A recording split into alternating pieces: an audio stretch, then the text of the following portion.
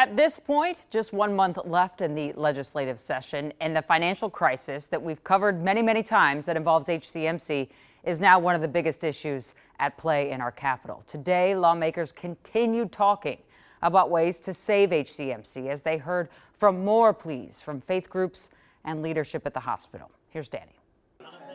At the Capitol, pressure is building to save HCMC. We could lose the largest public hospital in the state of Minnesota. Reverend Oscar Sinclair and other clergy members met with lawmakers Wednesday, urging them to find a fix for a facility that treats a large share of low-income patients. To be clear, this is a policy crisis and it is a moral crisis about how we care for our neighbors. HCMC projects $1.7 billion in losses over the next decade due to a combination of factors, including the rise in patients without insurance and federal changes to Medicaid through the One Big Beautiful Bill.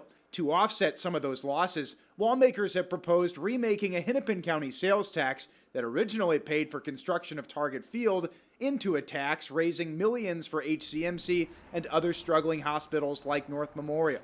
House members have proposed raising the current 0.15% tax to 1%.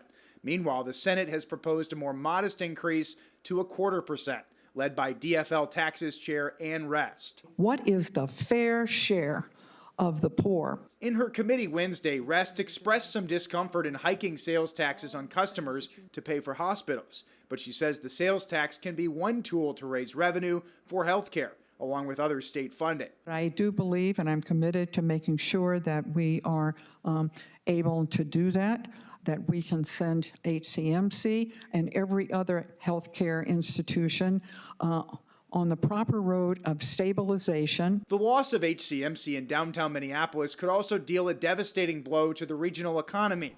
The Minneapolis Downtown Council calls this a top priority, while the Minnesota Chamber of Commerce is also watching closely. Does the Chamber have a stance on helping the hospital? That is going to be a key ingredient to the end of session, we think. Chamber of Commerce President Doug Loon says his organization supports a legislative fix of some kind, although it hasn't taken a stance on the sales tax issue. We want to make sure that something meaningful is done there that helps create the momentum for a successful completion to this session. But I'll say this about our entire hospital system. They're under a great amount of financial stress right now. Now that the sales tax bills for HCMC have come up in the Senate and the House, there's going to be significant negotiation across chambers to figure out the final numbers and come to a version that both chambers can support. They have to finish this by the end of the legislative session on May 18th.